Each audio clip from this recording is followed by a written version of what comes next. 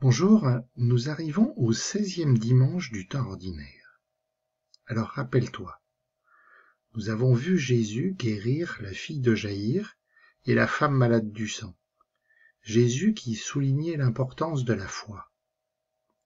Une foi qui est mise à l'épreuve lorsqu'il revient à Nazareth. Les gens du village le connaissent trop comme le fils du charpentier, et du coup ils ne peuvent reconnaître en Jésus le Messie.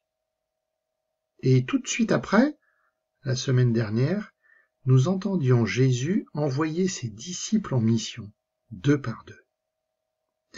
Nous poursuivons la lecture de l'évangile de Marc. Les disciples reviennent de mission. En ce temps-là, après leur première mission, les apôtres se réunirent auprès de Jésus et lui annoncèrent tout ce qu'ils avaient fait et enseigné. Il leur dit : « Venez à l'écart, dans un endroit désert, et reposez-vous un peu. » De fait, ceux qui arrivaient et ceux qui partaient étaient nombreux, et l'on n'avait même pas le temps de manger. Alors ils partirent en barque pour un endroit désert, à l'écart. Alors tu as entendu ? Marc ne parle plus de disciples, mais d'apôtres. Le mot qui vient du grec veut dire « envoyé ».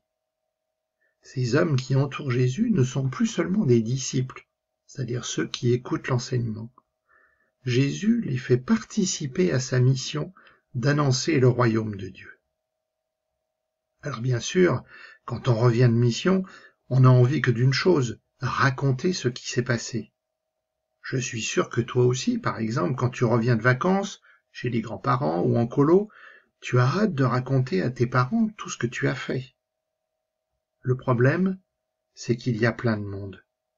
Plein de personnes qui veulent voir Jésus, qui veulent lui parler, qui veulent l'écouter. Alors Jésus aperçut le problème. Il entraîne ses disciples à l'écart.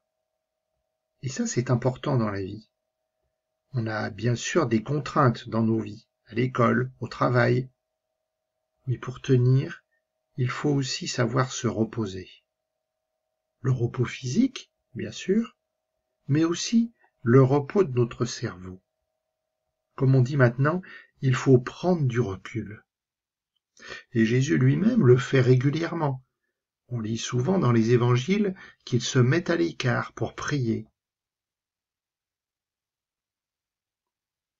Les gens les virent s'éloigner et beaucoup comprirent leur intention. Alors à pied, de toutes les villes, ils coururent là-bas et arrivèrent avant eux. En débarquant, Jésus vit une grande foule.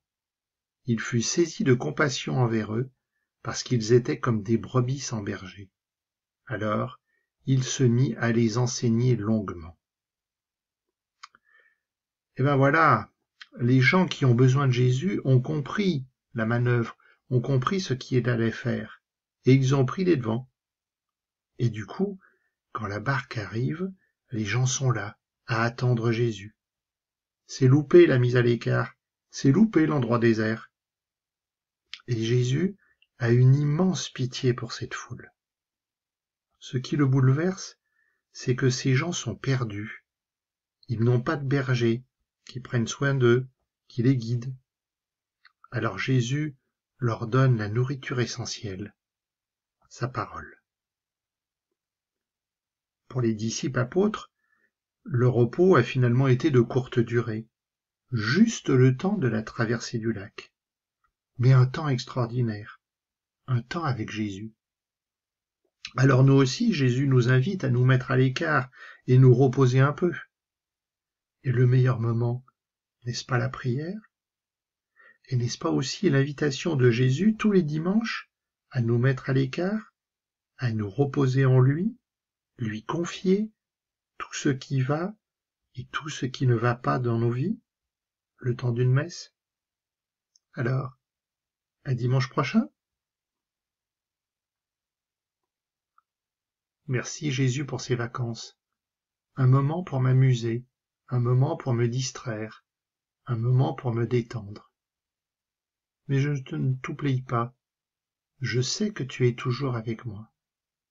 Merci Jésus pour tout ce que tu fais. Merci pour toutes les personnes que tu as mises auprès de moi.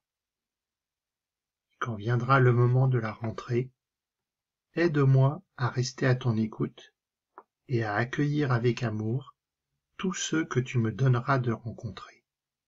Merci Jésus.